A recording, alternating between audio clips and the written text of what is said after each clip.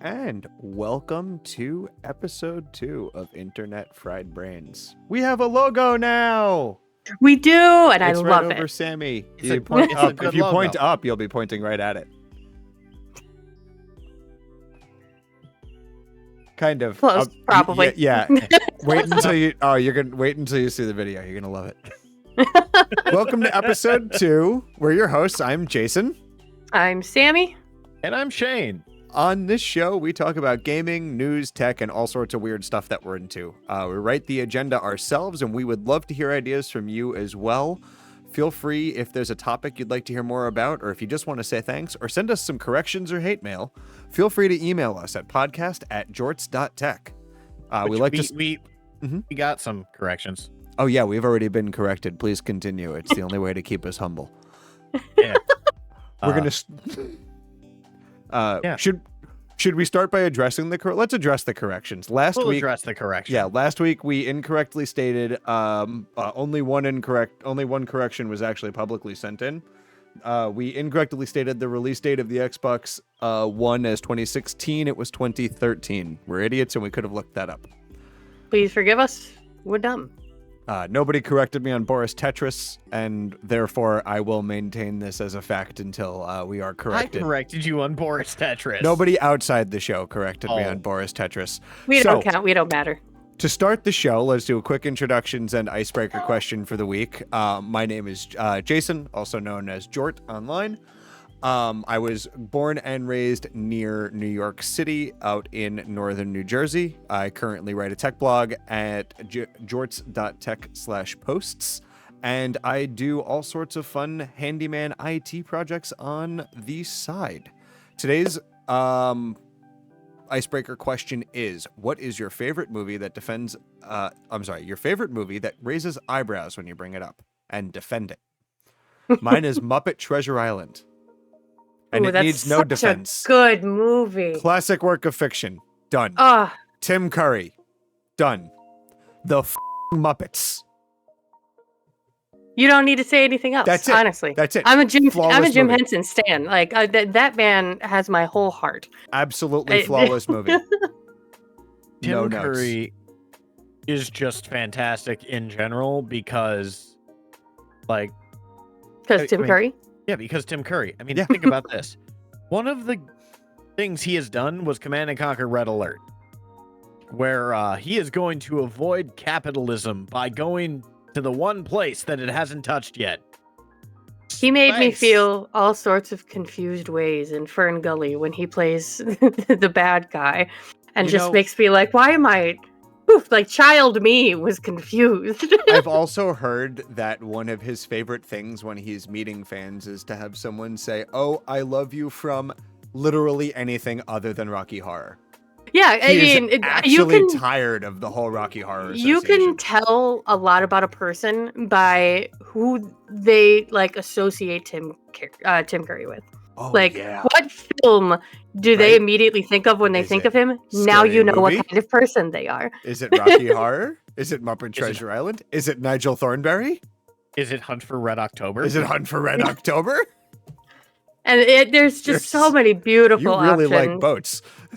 Fucking Yeah. Pennywise. He was Pennywise. Anyway, Yeah. What Anyway. was? we tunneled. Shane, that- your that- introduction. Shane, tell us about yourself.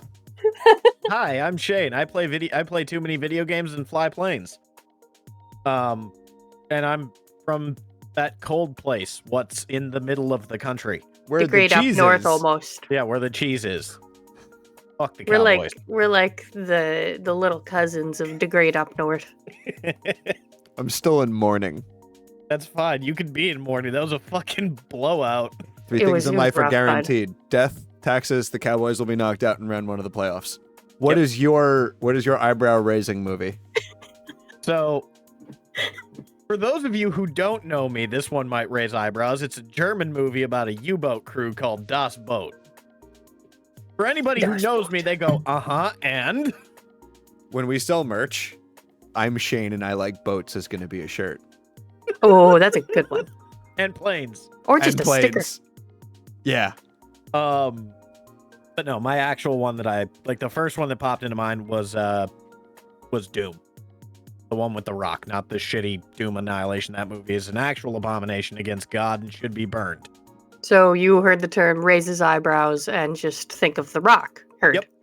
Well, of course, because, he does it like 8 times because he's contractually obligated to in the movie.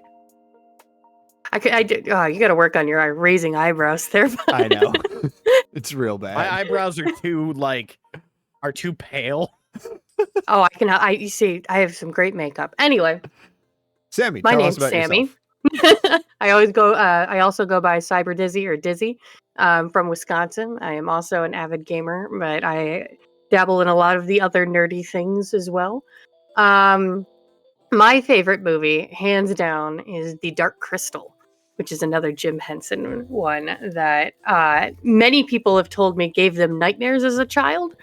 I loved it anyway. Me and my mom would watch that and The Labyrinth growing up, and it was just, God, it's great world building, beautiful puppetry, the actual, crafting involved with all of it. It's just great, and I know way too many dumb little facts about it. And when they announced that they were coming out with the show for it, I lost my shit. I was super excited, and then they announced they were canceling it, and I lost my shit, and I was so upset. It's a great, if it's a good what's the word? Prequel? It's a great prequel to the actual old film. And if you haven't watched it yet and like the old original Dark Crystal, I highly recommend it. I have heard nothing but good things. Oh, it's terrific. I've never seen it. We love Hup. We stand for Hup. Anyway. Yeah. Absolutely terrific. What's our first topic? So our first topic this week goes right into a discussion question. Are we facing a turning point where AAA studio means something different than it did 10 years ago? Yes. Okay. I assume you wanted more discussion than that. I would maybe Probably. elaborate a little bit. Yeah. So I wanted to look at it in the context of another descriptor title that was given to an organization or a group about 100 and I'm looking this up to get the dates right. I feel like dates are going to be what we get corrected on the most. It's just no, that was actually this day. It's like, you're right. All right. And you can shut up. So according to a couple of different web searches, going back to the 30s, the term Ivy League was originally used to describe a sports conference, a football division of the schools that still make up the Ivy League. They were also at the time some of the I think seven of the Ivy League schools were original colonial universities, meaning they were universities established before the Declaration of Independence. Oh wow, yeah. With Rutgers and William and Mary being added after.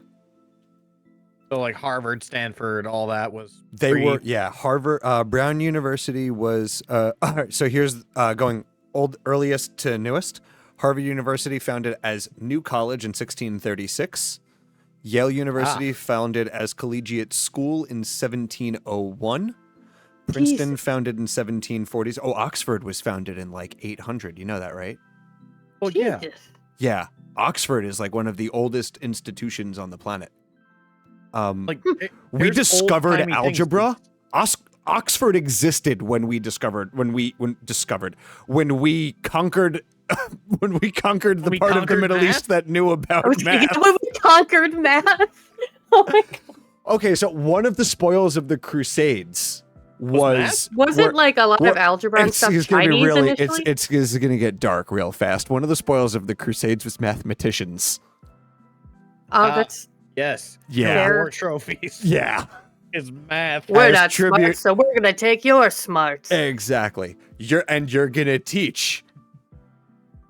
It's our white people to teach at our universities. Anyway, the point is, the Ivy League was originally established as a football conference for these universities. When I looked up the Ivy League and the original purpose, I got that it was meant to preserve the ideals of athletics. Yep. They considered athletic football was not the ruthless, cutthroat football that we have now. Yeah, what's that movie with George Clooney? Leatherheads. Actually, very funny movie. takes a lot of liberties, but like kind of more fairly accurate to societal opinion of football at the time. It was a gentleman's game. Okay. And it was played like a gentleman's game at the time. So the Ivy League itself was never about academics, but it warped into that. Over time, these universities being of the prestige that they were, attracting the upper crust of society as they did in the 30s, right after the Depression. Yeah. I could totally see this, and then really careened into popularity after World War II. You know, everybody's back from the war. There's a focus on going to university, and now all of a sudden these Ivy League universities, well, everybody just knows Ivy League. They had it in their heads. These universities tended to be the oldest, the more established. Because of that, they have more resources. It's prestige. The tail wags the dog. So we've gotten to this point now where Ivy League has nothing to do with sports. Yeah. Yeah, it has nothing to do with sports. It has something to do with like, hey, these are the schools where you go to get like, you know, they have the good resources, the good education, you know. It's where you go to get respected. It has prestige for a completely different reason than it did at first. And I think that's where AAA gaming is now. Yeah, except it's the complete opposite because it has nothing to do with prestige. Just everybody hears AAA now and goes, oh, good, so it's garbage. I'll give you a counterpoint. I think the prestige itself is not meant to appeal. I think it's meant to appeal to a different audience now. What would you say that audience Okay, what's the audience then? I'm genuinely curious. I'm just being a shit about it. The publisher shareholders. Yeah. It's the pivot from us person. So you go out and you buy GTA 6. Yeah. Right? Yeah. Oh, let's use a game that's out. You go out and you buy a copy of Call of Duty Modern Warfare 3. Here we go. This is going to be a bingo square. Shane and George shit on Activision. This is going to be a bingo square. Hey, we've already had the Doom bingo square, so. Yeah. So you go out and you spend, let's say you're a big spender, and you go out and you buy the deluxe edition. $120. It's $100 to $120 depending on where you live. It's not the fancy edition. It comes with like the night vision goggles or anything. This is the version that comes with the Black Cell Battle Pass. God. The $30 Battle Pass. On top of the battle pass. The $70 game. Battle Pass on top of the Battle Pass. The deluxe edition comes with the Black Cell with enough coins to buy Black Cell. They bundle Black Cell with the deluxe edition now. Okay, but Black Cell is still a Battle Pass on top of the Battle Pass. Correct. It's an enhanced experience. Right. But let's enhanced experience. I'm on a tangent here just for a second. Yeah. They have a Battle Pass that already costs $10. Of the Battle Pass. Yep. And that So you go and you give Activision $100 for the deluxe edition of let's say 120. I think you're right, it's 120. $120 for the deluxe edition of Modern Warfare 3.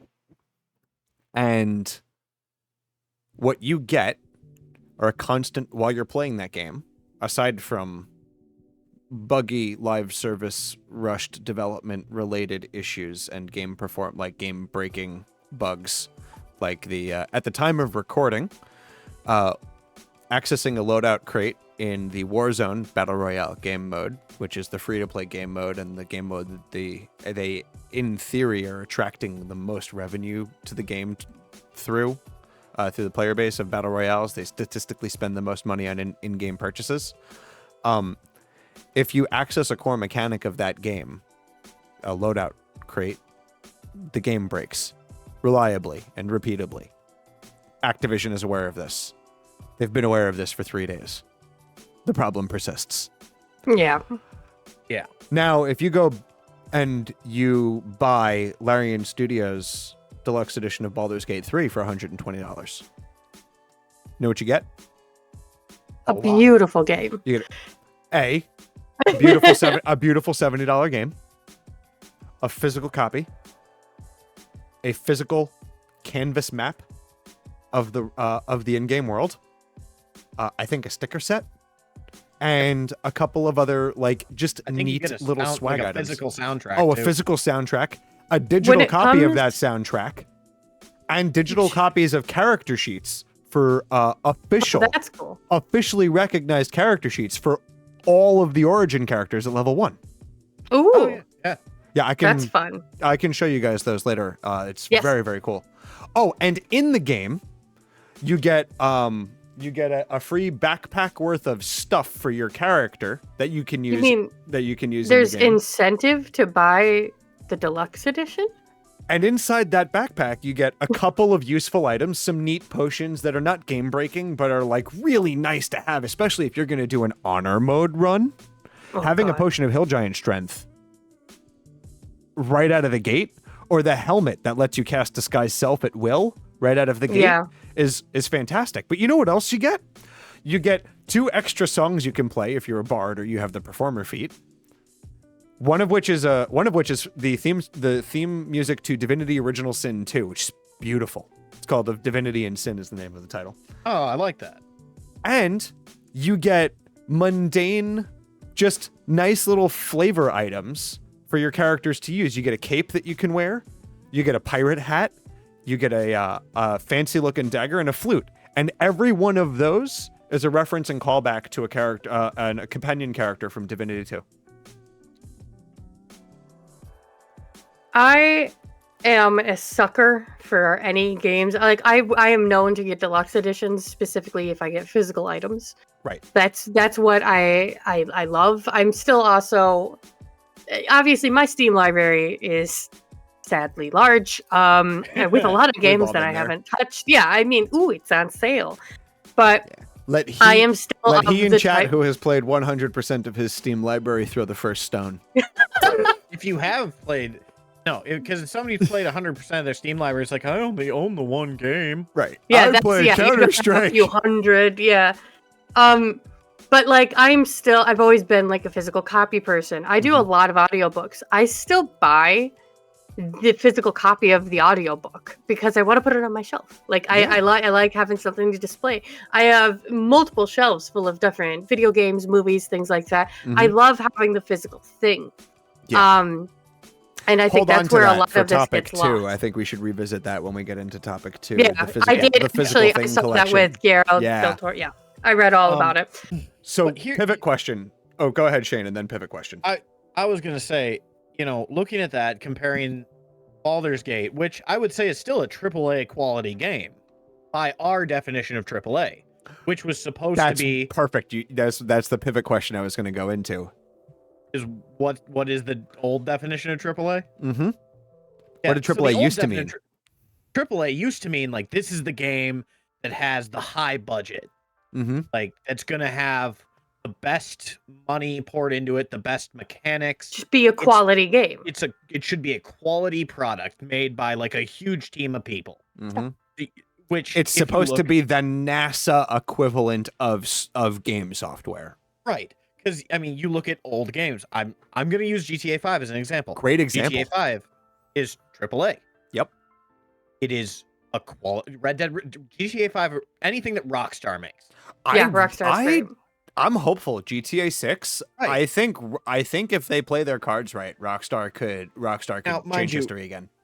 Rockstar It is looks still amazing. very much a shareholder thing. Like they are both the definition of old AAA and new AAA. Are they publicly? Yeah. So what's their ownership structure? Are they publicly traded? I have no I'm idea. gonna look into this. Okay, you look into that while So if you look at GTA 5 and Red Dead Redemption 2, they are content complete for the single player. They have stories, they have good gameplay loops.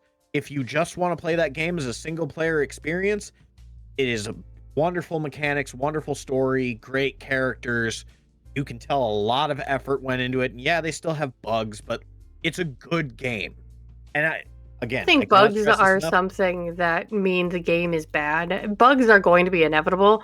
And as long as they're not game breaking and the developers are actually working to fix them. It's Yeah, how they're you on it. respond to the bugs, Ow. right? And it's Um, also how you prevent them.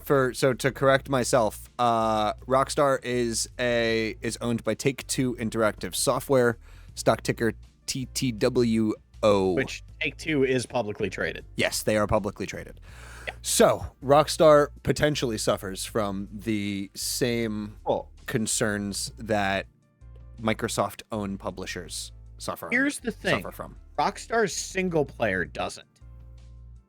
Okay. They leave them alone when they go for. If you look at anything Rockstar's put out single player, they leave them alone. Right.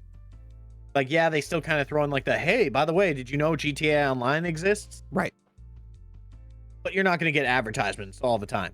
If you play GTA Online, they're going to be like, hey, you know, you should buy shark cards so you can get in on the new heist and all this. That's its own separate clusterfuck.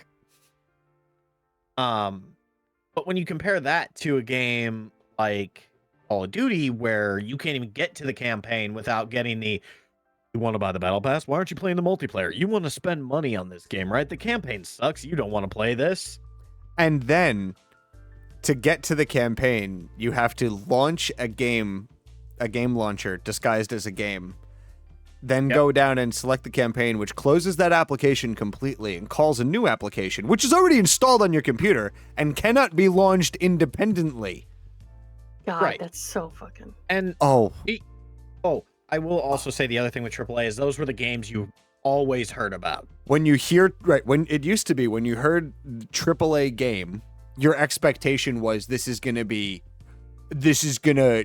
blow my mind. I'm gonna need to bring 3 pairs of underpants with me when I play this game the first time.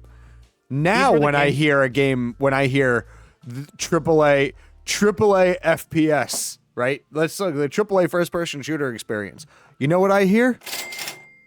Yeah. That's what I hear. Give us all your fucking money.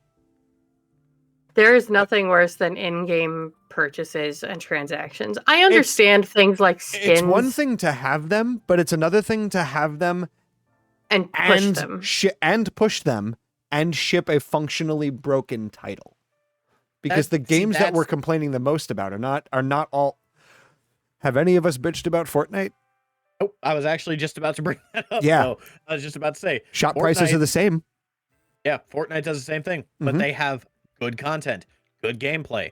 They literally just revamped their entire game to have fucking Guitar Hero, Minecraft, and a racing and they very iterate. good racing game. They innovate and they iterate. So if you put money into Fortnite, Epic turns that money into fun. They also turn it into tremendous profit. But that is also a game where, like, I don't really Epic think is still Fortnite treating has... the player like a customer. That's what it comes down to. I will say the slight thing there too. Fortnite, you have the ability for like skill balancing. Like if you're new at the game, you're gonna play with other new people. You know, like it's not gonna shell you against level 80 fucking people, whatever. It's easier to get into. It's not as overwhelming as jumping into a Call of Duty lobby and now you're just fucking one shot. Right. So the reason for that is because Call of Duty doesn't engage in skill-based matchmaking. They engage in what they call it's called engagement optimized matchmaking. Their matchmaking experience provided by Activision, and they've patented this, is geared towards increasing player time retention. Oh. Yes. It is everything, and if you break down the core frustrations of the average Call of Duty player, and you look at all right, what's behind this? Let's look at the game. Let's look at what's happening on the screen that is sending YouTube into a frothing frenzy. And you look at it, and if you step away from things and look at them with a level of abstraction, the unlock system is designed to artificially pad the amount of playtime per player, because one of two things is going. The way they've structured the unlock system for this game is tied to daily challenge completion. You get access to 3 daily challenges per day, and each one of them grants you one. We'll call it an unlock point. Once you complete your 3 daily challenges, you can earn additional unlock points by winning a match. Just win match, right? Get into a game and win. Some items require 8 unlock points. Oh. There's a daily. There's no daily cap, but that line flattens out real fast. Yeah. And this is going to do one of 2 things. Either I'm going to play more Call of Duty because I want to unlock all the things, and I am going to need to play a lot of matches if I want to win, because the skill-based matchmaking is a factor in this, is also very tight. The lobbies are balanced like a knife edge. Yeah. Because that ties into and feeds into this artificial elongation of the amount of time necessary to accomplish enough wins. So if they pair you with a bunch of paste eaters for a bunch of matches because you're moving too fast, that's their concern. So one of two things is going to happen: either you're gonna go full send, you're gonna drop the rest of your library, and you're going to just play Call of Duty so you can get your unlocks, or you're not going to play Call of Duty at all because it's exhausting. And in either one of those situations, Activision gets to tell their shareholders, our average player is spending 70% more time in game compared to Modern Warfare 2, or whatever percentage increase it is. And that when the shareholders hear player retention, the line goes up. Yeah. Because the longer you spend in the game, statistically speaking, the more likely you are to eventually buy something from the shop. Like that gun, the blueprint for that gun you're trying to unlock that's taking forever. Well, you know you'd have it if you just spent $10 on COD coins and buy the Nicki Minaj cheek clapper 8000 that's in the shop this week. I'll admit, with games, I am horrendous with spending.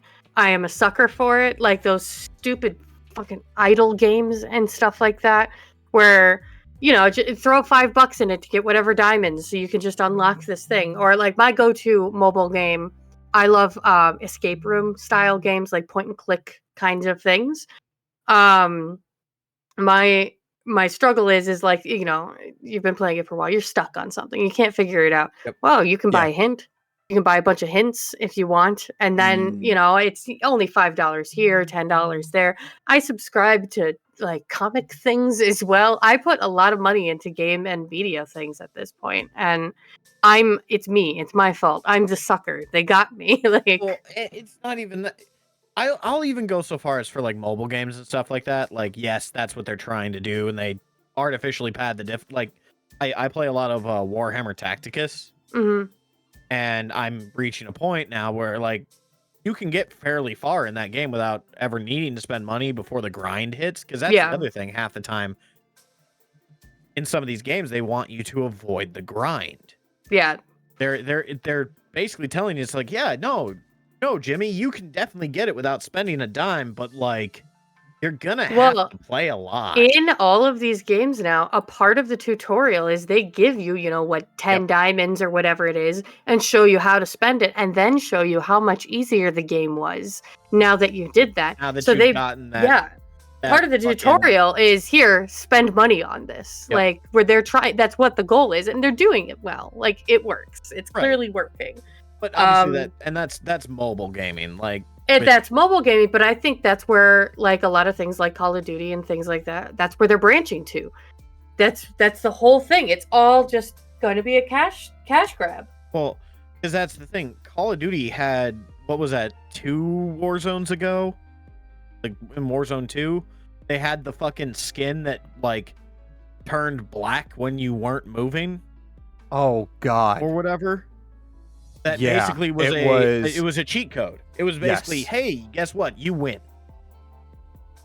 It was it changed colors based on whether you were moving or not, and it allowed you to like hide in the shadows. Exactly. And just be invisible. If you were stationary, the whole suit and cape you're wearing turns black, and when you move it turns white. Which plays a lot to how real camouflage breaks pattern recognition and why it's so effective in combat. Right. Which, okay, let's throw this out there, because now you get into that argument of, you know, okay, it's a military game, right? But it also, like, I'm not playing a mil sim. I'm not playing Insurgency, which I would argue is a military simulation. Yes. Arma is a mil sim. Yeah. Which is more military simulation. They still need to make it fun. You still need to be able to see people. Mm-hmm. But, you know, you don't have a mini map. You don't have red dots. Right. But to throw that into a game like Call of Duty, where I'll be really honest, they punish people for camping nowadays. They don't want you to play the sniper role. They don't want you to sit there with your scope. You know, we're gonna wrap up this. That's a perfect topic to bring up. I just saw a Reddit post about a guy who got kicked in a Warzone match for sniping. Like for inactivity? Yep, inactivity kicked while firing. So he was still firing. Huh.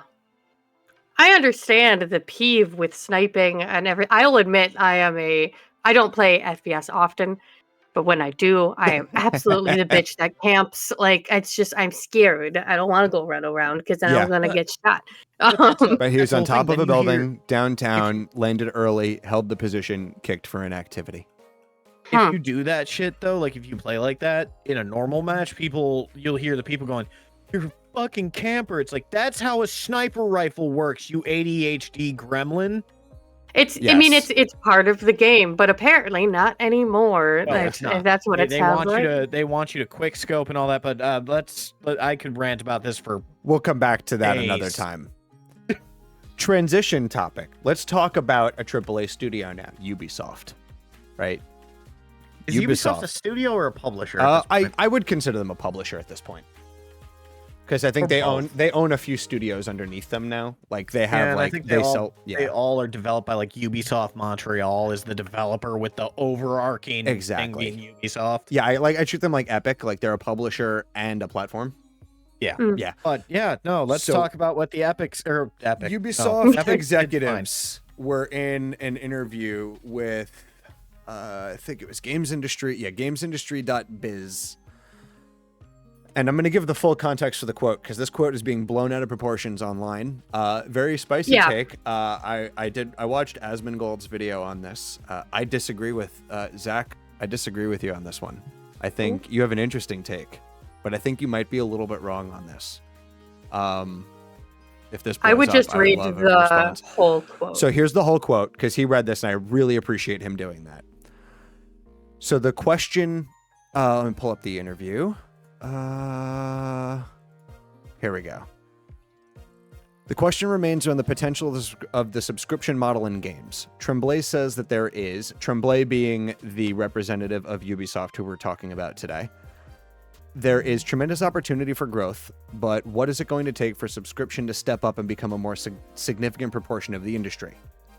He said, his response was, I don't have a crystal ball, but when you look at the different subscription services that are out there, we've had a rapid expansion over the last couple of years, but it's still relatively small compared to the other models. We're seeing an expansion on consoles as the likes of PlayStation and Xbox bring new people in, new gamers to the platform coming in to play whatever. On PC, from a Ubisoft standpoint, it's already been great, but we're looking to reach out more on PC, so we see opportunity there. The context for this big quote that everybody's upset about is that he is starting to explain, here's our approach to grab more PC gamers. Okay? Yeah. Giving full context here. One of the things that we saw that gamers are used to, a little bit like DVD, is having and owning their games. That's the consumer shift that needs to happen. They got comfortable not owning their CD collection or DVD collection. That's a transformation that's been slower to happen in games. As gamers grow comfortable in that aspect, you don't lose your progress. I'm going to put a star there for us to come back to. If you resume your game at another time, your progress file is still there. That's not been deleted. You don't lose what you've built in the game or your engagement with the game. So it's about feeling comfortable with not owning your game. Well, like I mentioned before, I'm the collector. It's me. I think also we interact differently with music or film as a media than we do with software. Because that's what games are. Games are software. Games are interactive software. Yes. I'm not interacting with a movie unless I go out to see Rocky Horror. I'm not interacting with the movie. Yeah. And you're not interacting with the music unless you're at a concert. And realistically, unless you're like in the front row You're not really interacting. Yeah, throwing your Correct. bra on stage. You Yeah. know? Right. Right. A concert in this I like how economy? you both agreed, Yeah, but all right. John Rockefeller, are you? Listen, just don't question me if I want to go throw my bra on stage. Yeah. Jesus. He could throw his bra. It's It's 2023. 2024. I'll admit that's not something Or I've ever done. 2024. You're right. What You year is almost it? said 2023, didn't I you? did. I did say Dude, we 2023. We could play it back. So, Okay, so basically the quote's getting the quote's being kind of taken out of context, but it's Big I, think time, I it's, would say, yeah. it's being big time taken out of context. I still think we should be upset about it because Ubisoft specifically was in the news like 4 months ago for purging accounts they deemed inactive. Yeah, with tons So here of he things is wrong. saying, don't worry, your save file's going to be there forever until we turn the server off. Yep. well, and that's the thing with these games as service model, right? Mm-hmm. Any games as service, and it's I think he's specifically talking about like the Game Pass thing and the With Ubisoft the subscription Pass. model, yeah, he's talking about the Ubisoft Pass, Game Pass. I think Sony's Sony has like teased their something PlayStation like it. Next or Yeah, whatever the fuck PlayStation- it yeah. is.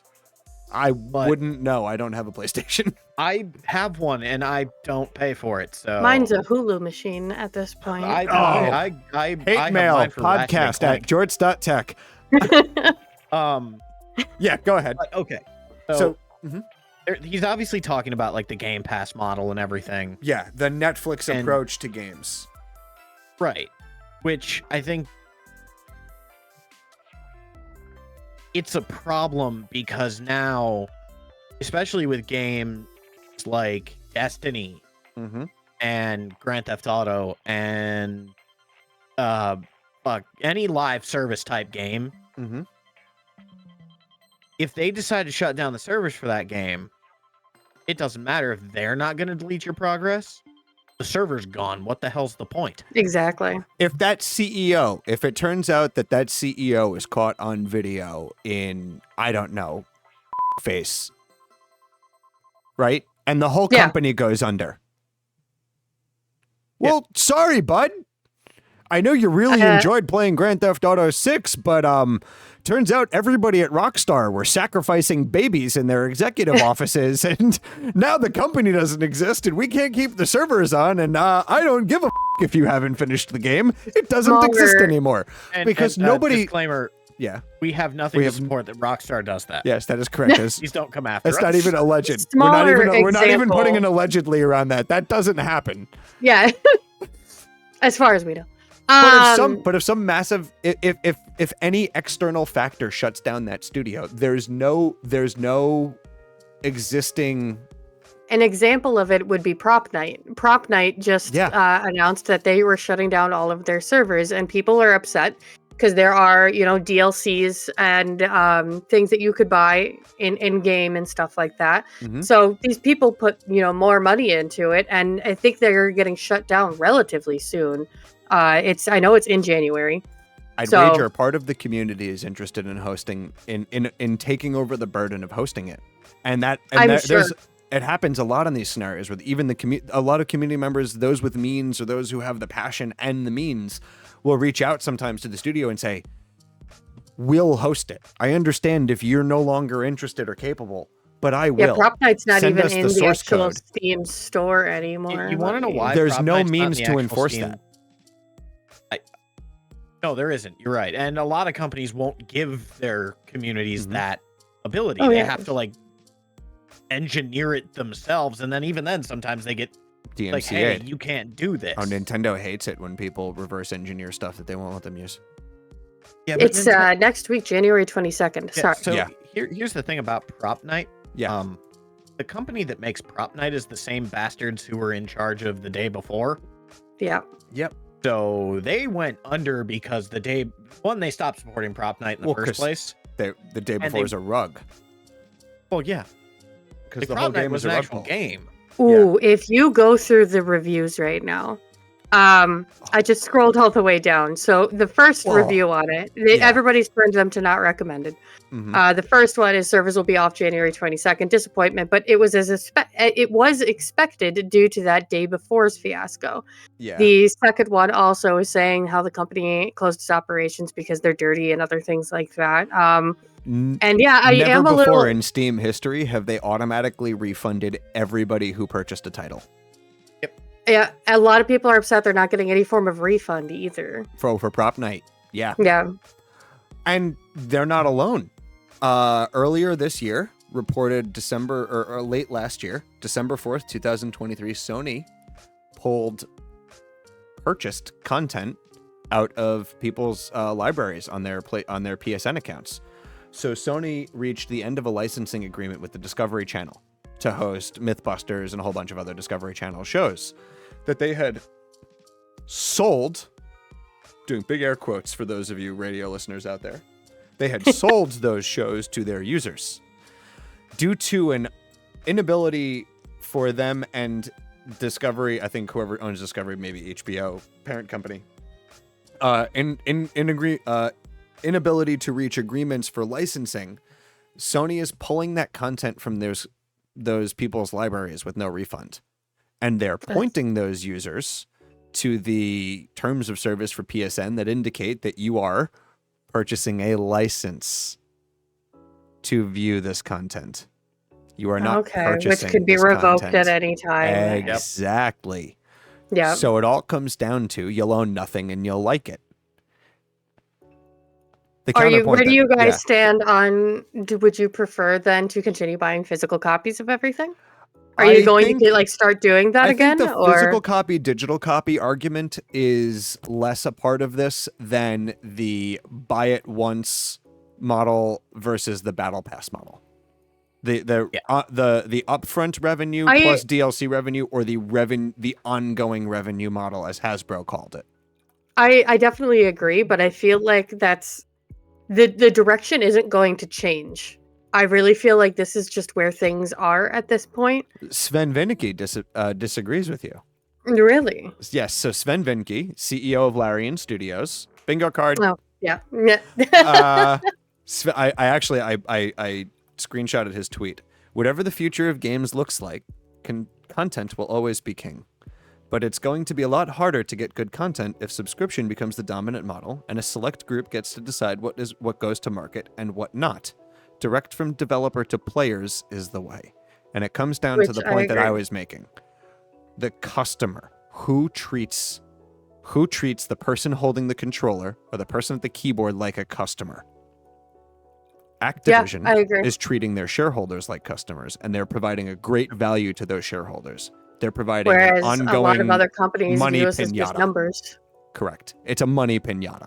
Right? Mm-hmm. They sell Call of Duty. We buy Call of Duty. They get more money. I would say Nintendo does very similar things with Pokemon. Mm-hmm. Pokemon is a shell of what it once was. It sucks now, and I say that as a person who bought all the most recent games and everything else because it's Pokemon. I know I'm not getting quality game. I know that as I'm playing it, I'm gonna get frustrated. I'm gonna complain the whole time that this isn't what it used to be, which old man shakes fist at sky crap. But it's cloud. Yeah, that's it. Yeah, sorry, you know what I meant. It's very similar to that, but I'm still doing it. We've seen the other things. I think Nintendo is a great example of that as well. That's a whole other topic we can discuss a different time. Yep. Future episode. Put it on the bingo card. Yep. We'll come back to it when we do. This is a great time for us to pivot over to something a little more positive. So we're going to switch over to the second half of our show, which we call... I don't know if mine's positive. Oh, we'll get there. We call Hyperfixation Hour. All three of us, like many of our listeners, are adults with ADHD, and we, like many of you, are really interested in all sorts of very strange, unique, and esoteric. You find yourself at weird places on the internet, or just weird bits of news, and it's the only thing you can focus on, and you need to learn everything about it. Yep. So we've carved out a space. Angry about things. And we carved out a space for us to give for each of us to give each other an opportunity to share that passion or that thing that they want to be righteously or unrighteously angry about. I would say this episode and probably all the future episodes, we are changing it. Last time we just let everybody go on their rants. Yes, this week. This time we are have adding a timer. It's right above me. I'm pointing to it right now. This is the timer. Everybody gets 3 minutes. At the end of your 3 minutes, you will hear a ding.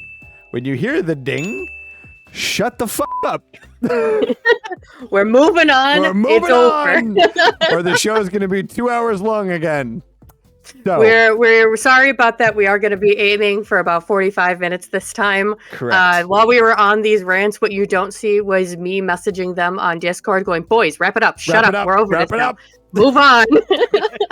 Yeah, see, that's why we brought Sammy onto this, because she's like, hey, she's the mother here, just like, hey, It took, I had a timer on my phone going, and it took all of my willpower not to hold it up to be like, I would have move on. I would have been okay with that. We're going to let you go first as well this week. So whenever you're ready, when you start talking, I'll start the timer. All right. So my subject this week is tunnels. I'm gonna go on about the tunneling trends of last year that apparently were just the thing, all the rage. Everybody loves hobby tunneling. I'm gonna start off with Kayla. Because this one, if you haven't heard about it, I stumbled upon her on TikTok in the very beginning of her tunneling days. And I love your face for this, Shane. I'm so excited for you to learn about this. So this lady just decided one day that I'm into tunneling now and starts going down in her basement and just starts digging. She just starts digging down and then tunneling like at an angle, right? Where's my soundboard for Diggy Diggy I was Hole? just going to say, I know, need a like diggy diggy hole I've been button. playing a lot of Deep Rock Galactic, so like I'm here with you. Anyway, Rock and Stone. So this woman, I mean, she goes far with it. She built she got a welding machine and everything. She welded together a minecart and an elevator shaft. Like she had everything going. She got into electrics, and so she had full and then when she did finally hit groundwater, she built a pump so she could pump out water. She was renting out like trucks to come haul all of her stone away. She did mention at one point that the point of this tunneling could be to find a good source of stone because she wanted to build a castle. Like, and I don't think this is drugs. I really don't. This woman, This woman's just insane. she likes tunneling. And so she admitted that she spent $50,000 on this project, on just fucking tunneling. Now, What is in this, your Brooklyn? mind, you are picturing. We're gonna get there. You're picturing a woman who probably lives out in the middle of nowhere, right? Like it's fine. She's not doing any damage. Just This a woman strikes, I loves get her big shovel and Kansas energy pickaxe. from this. She lives 20 miles away from Washington, D.C., in the suburbs at the end of a cul-de-sac. Whoa, The only reason. I used to live near there. The only reason. Where near Washington, D.C. is this? There's a Reddit thing I can send you. I gotta look into this. So, she goes through all of this. She ended up getting, in trouble. She never had her permits for any of this. And all the neighbors were reporting her because they're like, the bitch is tunneling under my house. And I am concerned for my house's structure. So, they put it down. They stopped it. That's over now. Pushing over into the Jews. We're moving on to the Jews. Some Sorry, context, chat. I'm Jewish. Pocket and Jews. We've been discussing the recent controversy in Brooklyn a lot offline. I did, yeah. I asked first if I could cover this, but pocket Jews. We're going on to this now. Oh, wait, was that you thumbsing up or my No, time's you're over? good. Sorry, that was me Alright. thumbsing up, but you've got 12 seconds. Oh, I'm not going to get to the Jews. Next week we'll talk about Jews. Jesus. Oh God, no! You cannot end it like that. Am I allowed? Can we give Yes, me? I'll give you an extension. Can we give me 1 minute? Give me 1 minute. Give me 1 minute on to the go. board. 1 minute on the board. 1 minute on the board. Okay. Go. For premise, they're Hasidic Jews, and they had a leader. And 30 years ago, the leader died. The entire synagogue got split in half. Essentially, half of them believed that their leader was the actual Messiah, even though that guy said, "I am not the Messiah." He literally, that was a part of it anyway. So the other guys, the other half, were like, "No." The building ended up getting split up legally. And so the Jews that didn't believe in the Messiah, they got the top half. They live upstairs. They're the ground dwelling Jews. And now we have the basement Jews. They're the ones that were like starting all the problems. There was a whole thing. And so the guy was in charge, their Messiah. Apparently, he wanted to like extend on the building more, and the other guy, since there's legal battle, they weren't allowing it to happen. You can't do anything to this building.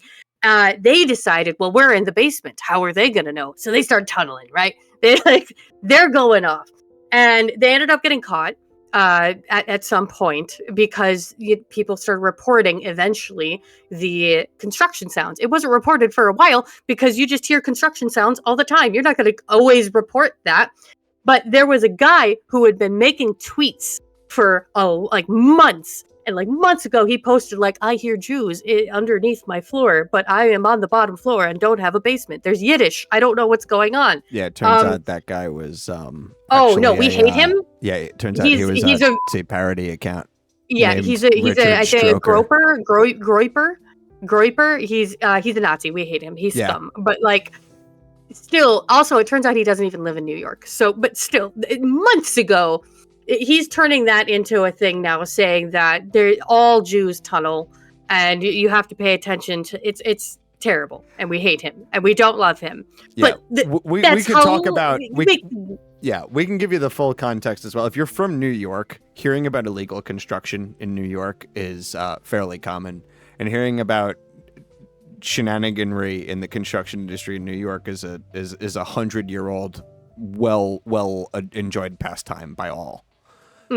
New York, for some context for listeners who may not be from around the Northeast as well, is a higher concentration of religious observant Jews in New York than there, like per square mile, than there is in Israel. They're more densely congregated in New York than they are in Israel. It's just hilarious that these two Venn diagrams happen to overlap with each other and give us that TikTok of the police screaming at a group of men in a synagogue staring at a tunnel that would have made the Viet Cong blush. It's just in general, like, imagine how Nam would have went if their tunnels were that big. There were a lot of parts of this that are like they're fucked up, they're sad, they're bad things. But a news headline of Jewish tunneling in New York. Yeah, Jewish tunnels in New York I did not have, not on my bingo card. It wasn't on my bingo card. It wasn't. And I'm upset because I should have put tunneling on my bingo card after the other lady. Tunneling, guys. There you go. All right, moving on. Good job. Shane, what is your rabbit hole for the week? So the new Halo show teaser came out, and for context, I fucking hate the Halo show. Mm-hmm. Oh, the DJs of Jimmy Rings, Master Cheeks himself. The Adventures of John Halo and the War Crime Squad. Yeah, and the War Crime Squad, but not the same War Crime Squad, different War Crimes. Let's be honest, the Spartan 2's a lot of war crimes. A lot of war crime. Oh, yes. The UNSC in general, a lot of war crimes. Hey, innies aren't people. If you haven't read the books, go read the books. It's a lot of books. I've read all of them. They're very good. Very good books. Now, if you know anything about Halo, you know that there were Spartans that came after the Spartan 2s that were basically, let's make Spartans, but cheaper. Mm-hmm. And we have Spartans at home. Yeah. And they did the same thing. They took a bunch of orphaned kids this time instead of stealing them from their families. Basically said, hey, orphan children, your family died to the Covenant. You want to fuck them up? They did ask them. At least they asked. Yeah. They asked. We've learned some lessons. Take advantage of children is the lesson here. Yes. Yeah. Get them while they're young. Because, you ask a bunch of grieving kids, like, hey, you want to go fuck up the Covenant? Any hoozles. So... The new show, they made 300 Spartan 3s. The new show shows what I can only assume is the Spartan 3s and has them in 10 by 10 rank and file things. There are 12 of them that I can see. What is this, the Death Star? Yeah. But that means that there are 1,200 Spartan 3s. Now, the Spartan 3s, like in the hierarchy of Spartans, were like just below the Spartan 2s. Like, they just didn't have the right armor. Oh, it turns out you do need the trauma of the UNSC killing your parents and swapping you out with a degrading bioclone. You do need that to be a better soldier, even because like only like it's the trauma that makes the Spartan 3s brainwashing really stick. And most of them are the ones that were traumatized and brainwashed further. Oh, there's so many connections we can make that I won't do on podcast. Anyway, so yeah, they showed 1,200 Spartan 3, what I can only assume are Spartan 3s. If somebody comes out and this ends up being different, please correct me, but if they had 1,200 Spartan 3s on Reach, Reach wouldn't have fallen. That is a good point. Like, that's the whole thing. There were not enough Spartans on Reach to fuck up the Covenant. There's so many things about the show that we can touch on and why we all hate it. Okay, here's the one thing I do like about the show. I think the Prophets look great. The Prophets look great. The guns look good. Yeah. Like, the actual look of things is fine. And that Chevy Trailblazer still running in 25, 50, whatever year it is. It's the rest of the show that I hate, and that could be its own episode. Moving on, Jason, go. All right. My rabbit hole is about cybersecurity. I know, right? My rabbit hole is about a cybersecurity cold case from 2010 called Stuxnet. Back in 2010, a lot of allegedly's coming.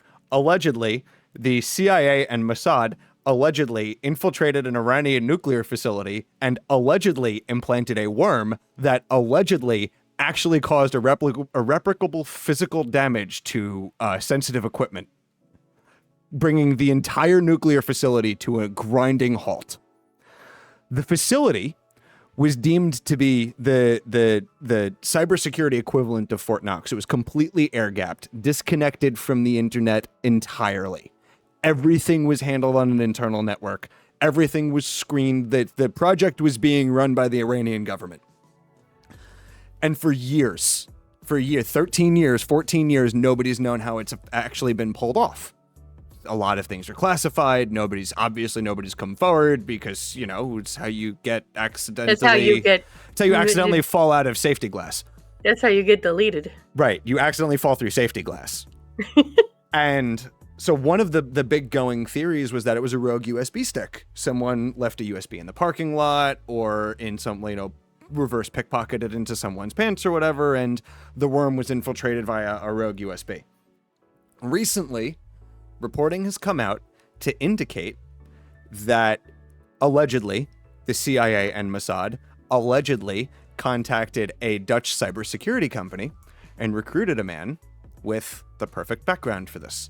Highly technical background, fluent in there's a specific dialect of Persian that they spoke in Iran.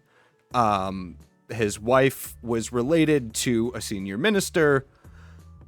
It was the perfect storm. Yeah. Supposedly, the malware was delivered as an infected payload pre-programmed into a water pump that he was subcontracted to install. Huh.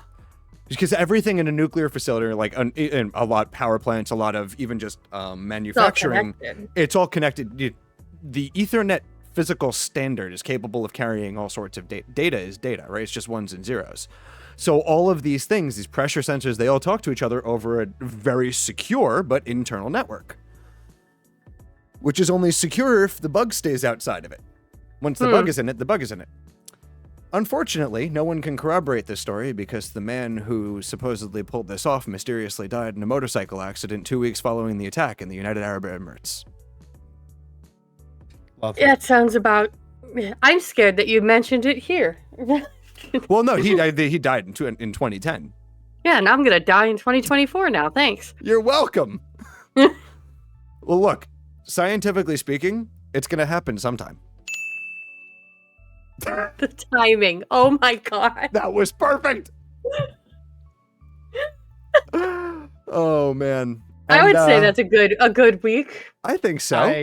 That was a show. I feel like I brought a lot of vitriol to that. It was I brought great. a lot of tunnels. I thought it was a terrific show. I think we did good. Thanks for everybody for being here. You need to, tell us. Thank you so much for joining us this week. We really hope to hear you guys. We hope you hear us soon. We hope to see you soon. The show, just as a quick reminder, is currently brought to you by us. We have neither sponsors nor agenda. All we have is an esoteric knowledge of many things and a drive to share it with you. We hope that you had a wonderful week, you enjoyed the show, and most importantly, that you learned something neat. Shane, any parting words? Fuck the Halo show. Have a good day, everybody. Sammy? I'm Sammy. If you want, my link tree is going to be in the description where we post this, which will be on YouTube, Spotify, and other places you find podcasts. And that's where you'll find my social medias and my Etsy shop link where I make dice and jewelry. And I'm Jort. You can check out more at jorts.tech, and feel free to write the show with questions, feedback, or corrections to podcasts@jorts.tech. Until next time, See you guys. bye. Bye.